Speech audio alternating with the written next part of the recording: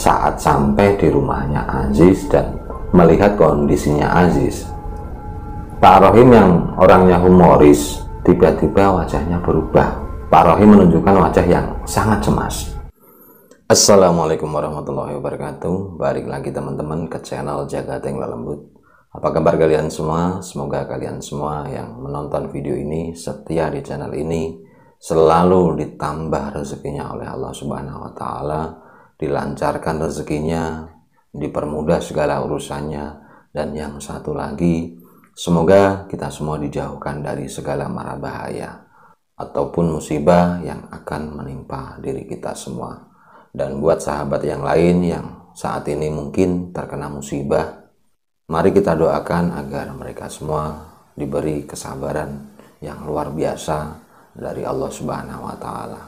Oke, pada kesempatan kali ini saya ingin meneruskan kisah horor dari Mas Aziz. Tapi sebelum teman-teman menonton videonya, buat teman-teman yang baru gabung di channel Jagateng Lelembut, jangan lupa like, komen, dan subscribe di channel ini agar teman-teman tidak ketinggalan kisah horor di channel Jagateng Lelembut. Oke, seperti apa kisah horor dari Mas Aziz season 2? Mari kita mulai kisahnya. Jagateng Lelembut awe.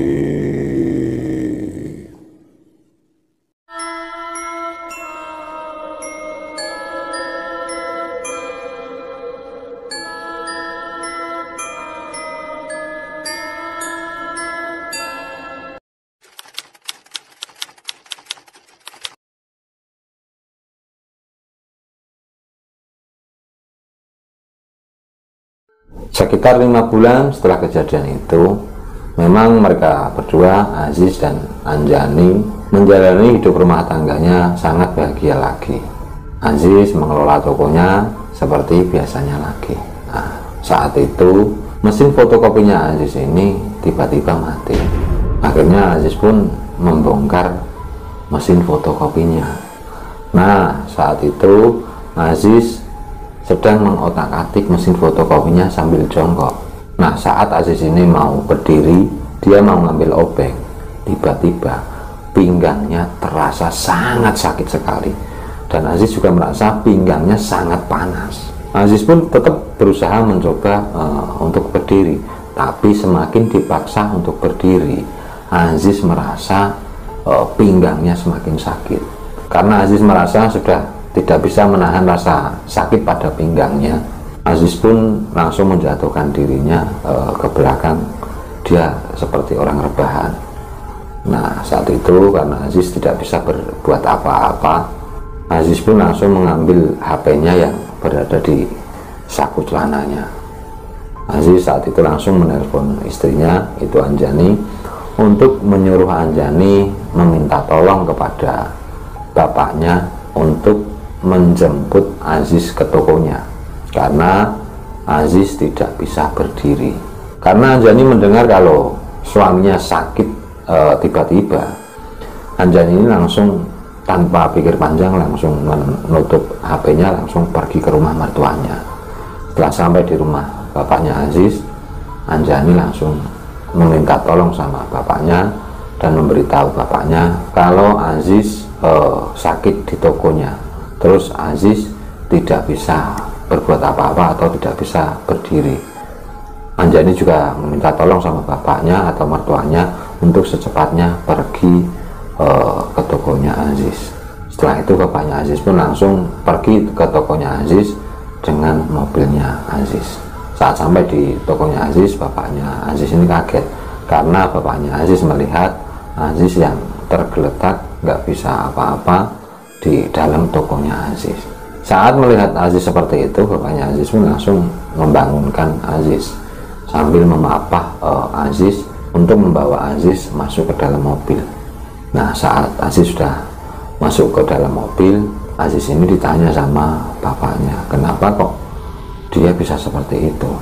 Karena Aziz nggak tahu, karena Aziz merasa tiba-tiba pinggangnya sakit seperti itu, Aziz pun hanya menjawab ya nggak tahu. Karena bapaknya Aziz panik melihat kondisi anaknya yang seperti itu, Aziz tidak dibawa pulang ke rumah. Aziz langsung dilarikan bapaknya ke rumah sakit. karena takutnya nanti kalau dibawa pulang ke rumah dulu malah semakin parah. Nah, saat sampai di rumah sakit, dokter menyarankan bapaknya Aziz untuk menemui dokter saraf.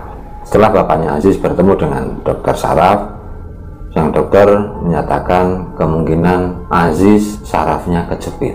Setelah itu dokter meminta Aziz untuk bersedia di ronsen.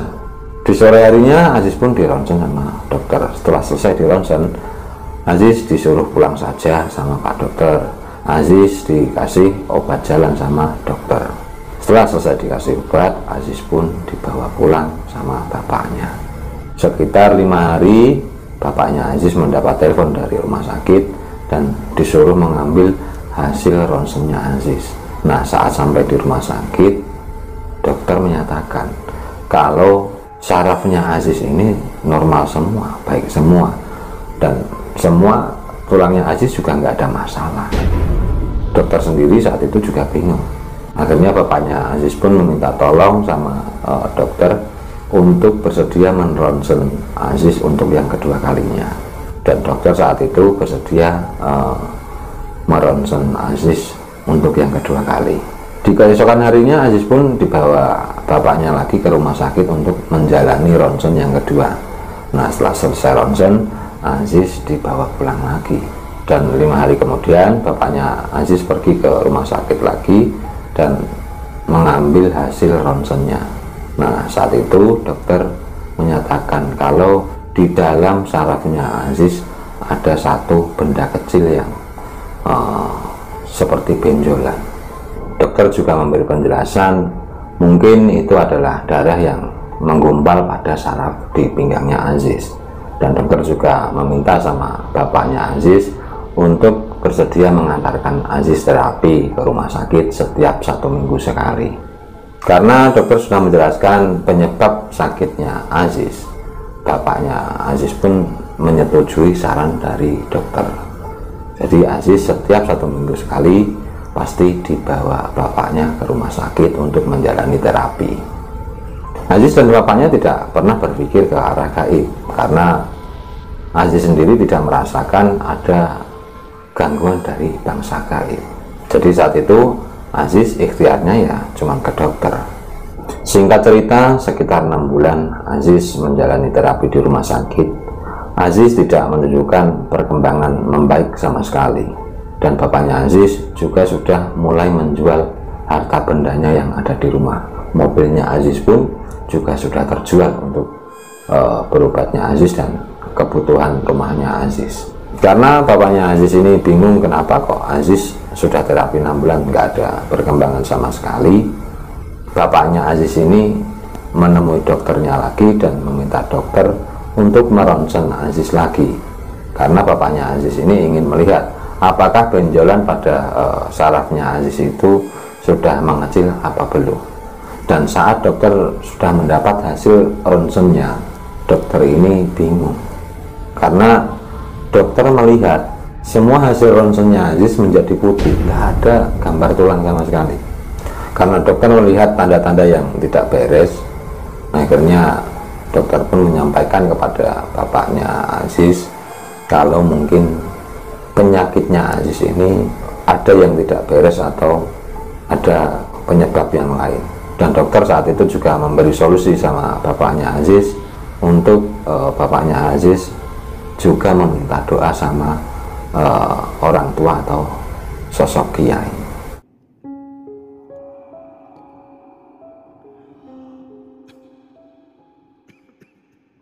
Karena dokter memberi penjelasan pada bapaknya Aziz seperti itu, bapaknya Aziz pun menyudahi terapinya Aziz, walaupun dokter memang belum menyuruh berhenti terapinya Aziz. Karena dokter saat itu menyuruh bapaknya Aziz untuk meminta doa sama orang tua atau kiai. Bapaknya Aziz ini hanya ingat cuma 1 orang, yaitu Pak Rohim. Di malam itu sekitar habis isya, bapaknya Aziz datang lagi ke rumahnya Pak Rohim. Saat sampai di rumah Pak Rohim, bapaknya Aziz ini meminta tolong kepada Pak Rohim untuk bersedia datang lagi ke rumahnya Aziz dan mengobati Aziz untuk yang kedua kalinya. Karena bapaknya Aziz ini cerita sama Pak Rohim kalau Aziz kakinya sakit atau pinggang sakit sampai nggak bisa jalan. Setelah itu Pak Rohim pun datang ke rumahnya Aziz. Saat sampai di rumahnya Aziz dan melihat kondisinya Aziz, Pak Rohim yang orangnya humoris tiba-tiba wajahnya berubah. Pak Rohim menunjukkan wajah yang sangat cemas. Setelah selesai melihat keadaan Aziz, Pak Rohim ini mengatakan, "Pak, mohon maaf, saya tidak bisa mengalahkan makhluk yang berada di pinggang anak Bapak. Karena makhluk ini bukan tandingan saya. Saya mungkin hanya bisa mengunci makhluk ini berada di satu titik agar efeknya tidak menyebar luas ke mana-mana. Tapi untuk mengeluarkan saya tidak mampu. Tapi kalau dikunci satu titik, kemungkinan besar anak Bapak masih bisa jalan, tapi nggak sempurna karena makhluk yang berada di pinggang anak Bapak belum bisa diambil."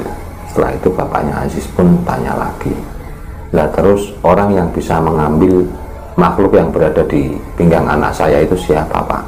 Pak Rohim pun menjawab, "Ada 2 orang yang bisa mengambil makhluk yang berada di pinggang anak kamu. Satu, orang yang mengirim benda itu atau makhluk itu ke pinggang anak kamu. Dan yang kedua, orang yang bisa mengalahkan dukun santet yang mengirim makhluk itu ke pinggang anak kamu." Tapi kalau ditanya orangnya siapa, saya sendiri juga nggak tahu. Pak Rohim pun juga memberi nasihat kepada bapaknya Aziz untuk selalu berdoa agar penyakitnya Aziz secepatnya diangkat oleh Allah Subhanahu wa Ta'ala. Dan Pak Rohim juga memberi amalan sama Aziz, nanti kalau makhluk yang berada di pinggangnya Aziz sudah dikunci, Aziz disuruh Pak Rohim untuk membaca amalan itu setiap habis sholat maghrib dan habis sholat subuh. Setelah itu Pak Rohim pun memulai membaca doanya.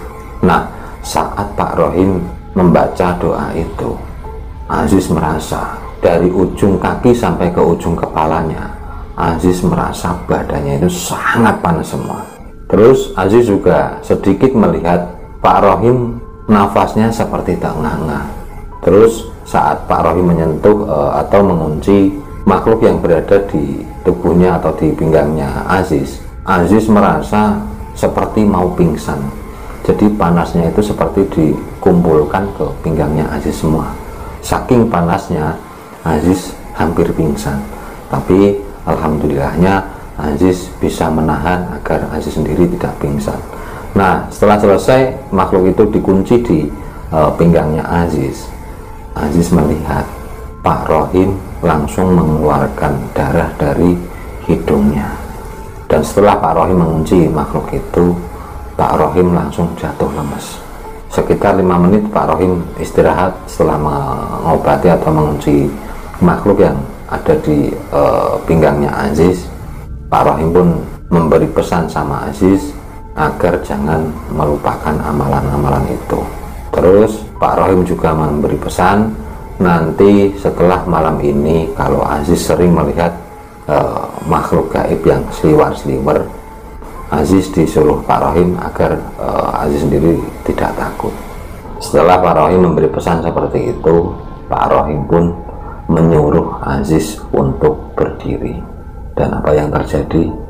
Benar, Aziz langsung bisa berdiri dan mengangkat kakinya untuk berjalan. Tapi posisi berjalannya Aziz masih sambil bungkuk. Aziz harus memakai tongkat tekan atau tongkat agar Aziz tidak jatuh ke depan. Tapi saat itu Aziz sudah merasa sangat senang karena dia sudah bisa berjalan atau bangun dari tempat tidurnya. Setelah Pak Rohim melihat Aziz yang sudah bisa berjalan, akhirnya Pak Rohim pun pamitan pulang sama Aziz.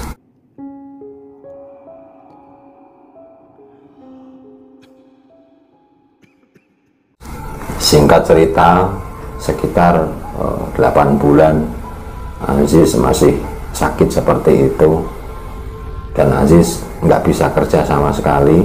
Akhirnya dengan terpaksa Aziz pun menjual toko satu-satunya yang dibuatkan oleh bapaknya, karena memang Aziz tidak bisa bekerja lagi dan Aziz juga harus mencukupi kebutuhan rumah tangga istrinya.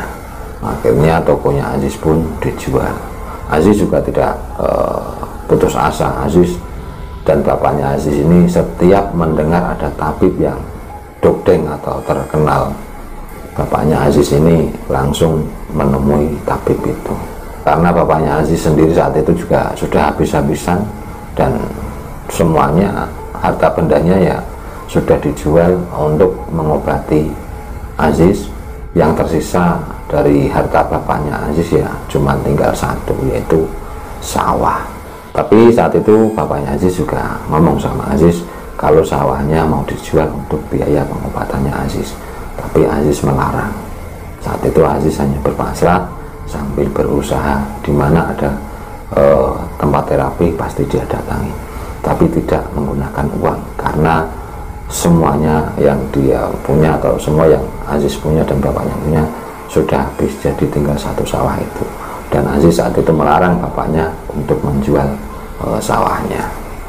Nah saat itu karena bapaknya Aziz hanya punya satu sawah, yaitu harta terakhirnya selain rumah, bapaknya Aziz pun menggarap sawah itu. Nah pas bapaknya Aziz ini pagi-pagi mau nyanggul ke sawah, tiba-tiba kaki bapaknya Aziz ini keseleo dan jatuh.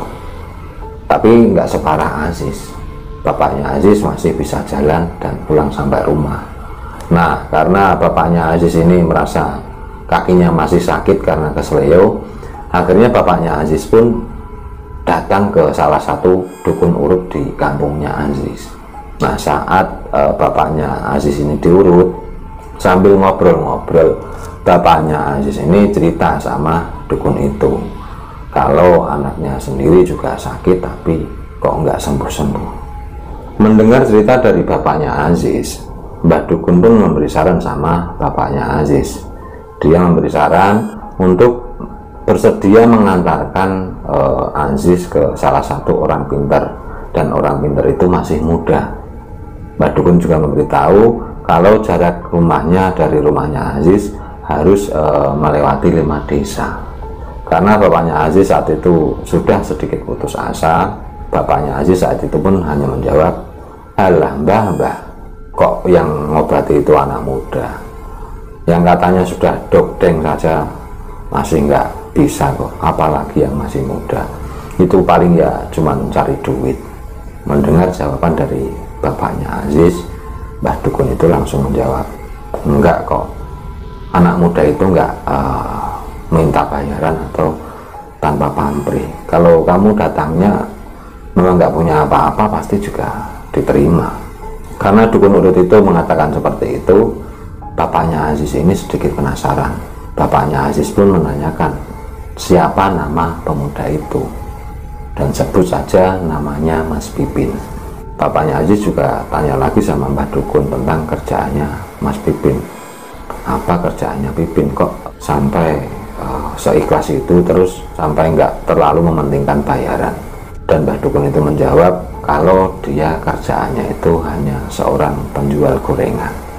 Setelah dikasih tahu nama pemuda itu dan dikasih tahu kerjaannya pemuda itu, dan Mbah Dukun urutnya juga sudah selesai, bapaknya Aziz pun pulang. Tapi dalam perjalanan pulang itu, bapaknya Aziz ini sedikit penasaran dengan Mas Pipin atau pemuda itu. Nah saat sampai di rumah, bapaknya Aziz ini nggak tahu kenapa tiba-tiba dia merasa langsung pengen tidur, karena di dalam hatinya bapaknya Aziz ini dia ingin besok pagi langsung mengajak Aziz ke rumah Mas Pipin. Dan di pagi harinya bapaknya Aziz ini langsung datang ke rumahnya Aziz. Saat sampai di rumahnya Aziz, bapaknya Aziz ini langsung mengajak Aziz untuk datang ke rumahnya Mas Pipin. Tapi saat itu Aziz tidak bisa, karena Aziz saat itu mendengar kalau nanti jam 10 pagi akan ada terapi gratis di kampungnya.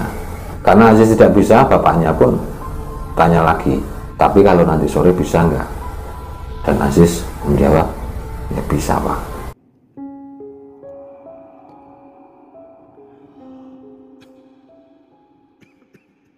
Setelah itu akhirnya bapaknya Aziz pun pulang lagi. Nah di sore harinya sekitar habis asar, bapaknya Aziz ini datang lagi ke rumahnya Aziz dan mengajak Aziz ke rumahnya Mas Pipin. Karena Aziz belum kenal dan belum tahu siapa Mas Pipin, Aziz pun tanya sama bapaknya, lah emang Mas Pipin itu siapa toh Pak? Kok Bapak ngotot ngajak ke sana?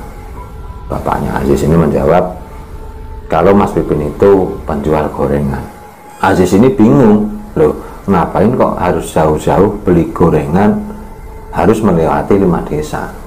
Akhirnya Aziz pun tanya sama bapaknya, Pak ngapain jauh-jauh beli gorengan kok sampai ke sana? Karena bapaknya Aziz ini sudah sedikit mangkel sama anaknya. Bapaknya Aziz ini menjawab, aku wes nggak usah banyak tanya, yang penting melok ayo tanya terus. Karena bapaknya memaksa, akhirnya Aziz pun mengikuti ajakan bapaknya. Nah saat dalam perjalanan ini nggak tahu kenapa bapaknya Aziz ini memang sedikit menaruh harapan kepada yang namanya Mas Pipin. Karena bapaknya Aziz ini belum tahu tepatnya rumahnya Mas Pipin. Bapaknya Aziz ini memang masih tanya-tanya sama orang di sekitar situ. Nah saat hampir sampai di rumahnya Mas Pipin, bapaknya Aziz ini bertemu dengan seorang pemuda. Nah saat itu bapaknya Aziz tanya sama pemuda itu. Bapaknya Aziz ini tanya, Mas apa benar itu rumahnya Mas Pipin? Dan pemuda itu menjawab, iya Pak, itu benar rumahnya Mas Pipin. Bapaknya Aziz pun tanya lagi, memang Mas Pipin itu kerjaannya apa Mas? Pemuda itu pun menjawab, iya Pak, dia penjual gorengan. Karena bapaknya Aziz ini masih penasaran dengan kehebatan Mas Pipin, bapaknya Aziz ini tanya lagi sama pemuda itu, Mas, apa benar Mas Pipin itu bisa ngobatin orang? Dan apa jawaban pemuda itu? Ternyata jawaban pemuda itu membuat ragu bapaknya Aziz. Pemuda itu menjawab, ya kayaknya enggak sih Pak, kalau setahu saya Mas Pipin itu ya hanya penjual gorengan. Nah itulah jawaban pemuda itu. Pemuda itu pun gantian tanya, lah emang Bapak mau mencari Mas Pipin ada keperluan apa? Bapaknya Aziz pun menjawab, enggak Mas, saya cuma mau beli gorengan kok. Setelah itu bapaknya Aziz pun mengucapkan terima kasih sama pemuda itu. Nah saat mau melanjutkan ke rumahnya Mas Pipin, di dalam hatinya bapaknya Aziz ini muncul sedikit rasa ragu karena jawaban pemuda itu. Tapi karena nanggung, sudah dekat, akhirnya bapaknya Aziz pun melanjutkan ke rumahnya Mas Pipin. Nah saat sampai di rumahnya Mas Pipin, bapaknya Aziz pun langsung mengetuk pintu dan mengucapkan salam. Nah saat itu bapaknya Aziz dan Aziz sendiri mendengar ada satu jawaban salam dari seorang perempuan dari dalam rumah. Dan gak lama kemudian keluarlah seorang wanita. Setelah itu bapaknya Aziz pun tanya sama wanita itu, Mbak, apa benar ini rumahnya Mas Pipin? Dan wanita itu pun menjawab, iya Pak, emang ada keperluan apa? Apa Bapak mau pesan gorengan? Saat ditanya wanita itu, bapaknya Aziz ini tambah ragu. Berarti benar Mas Pipin itu enggak orang pintar atau bisa ngobatin orang. Setelah itu bapaknya Aziz ini karena sudah terlanjur sampai, bapaknya Aziz pun jujur kalau tujuan datang ke rumahnya Mas Pipin itu mau mengobatkan Aziz. Setelah itu wanita itu pun tersenyum dan mempersilahkan bapaknya Aziz dan Aziz untuk masuk ke rumah. Dan wanita itu menjelaskan kalau Mas Pipin barusan keluar, dia mau membeli minyak goreng sama gas. Tapi walaupun wanita itu mengatakan kalau Mas Pipin mau membeli gas, bapaknya Aziz dan Aziz ini tidak berpikir kalau yang ditanya tadi itu Mas Pipin. Nah, nggak lama kemudian Aziz dan bapaknya ini duduk. Masuklah seorang lelaki atau seorang pemuda yang ternyata setelah diperhatikan sama Aziz dan bapaknya, itu adalah pemuda yang tadi dia tanya. Kagetlah Aziz dan bapaknya. Saat itu Aziz dan bapaknya sudah merasa sedikit agak malu, karena tadi tanyanya kok seperti itu sama orang yang dicari. Nah, setelah itu si Mas Pipin itu langsung salaman sama Aziz dan bapaknya.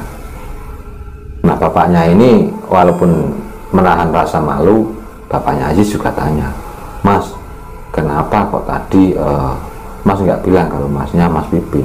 Mas Pipin pun menjawab, "Ya kan Bapak gak tanya nama saya, Bapak tanyanya cuma rumahnya Mas Pipin, ya saya kasih tahu. Kalau Bapak nanya nama saya, ya pasti saya kasih tahu nama saya Pipin." Tambah malunya bapaknya Aziz saat itu. Setelah itu Mas Pipin ini izin sebentar untuk mengantarkan gas dan minyak gorengnya untuk diantarkan ke istrinya. Setelah selesai mengantarkan minyak goreng dan gas ke dapur, Mas Pipin pun keluar lagi.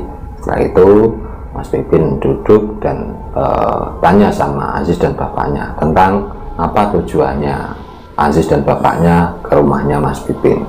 Nah, bapaknya Aziz ini menjawab kalau tujuannya mereka berdua itu pengen mengobatkan kakinya bapaknya Aziz yang kemarin kesleo. Nah, apa jawabannya Mas Pipin? Mas Pipin menjawab, "Pak, mohon maaf, saya ini bukan dokter atau tukang urut. Bapak salah orang. Terus Bapak sendiri juga manja banget. Orang yang lebih sakit atau lebih parah itu penyakit anaknya kok, malah yang minta diobati itu bapaknya. Apa nggak salah?" Mendengar jawaban Mas Pipin, wajah bapaknya Aziz ini seperti ditampar sangat keras. Karena bapaknya Aziz sudah sadar kalau Mas Pipin sudah tahu kalau apa tujuannya Aziz dan bapaknya ini datang ke rumahnya Mas Pipin. Akhirnya bapaknya Aziz pun jujur dan dia ingin mengobatkan Aziz. Nah, saat itu Mas Pipin pun menjawab, "Nah, kalau jujur kayak gitu kan enak Pak, nggak usah ditutup-tutupin, nggak usah ngetes-ngetes.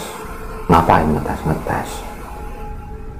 Ditampar kedua kalinya bapaknya Aziz sama Mas Pipin.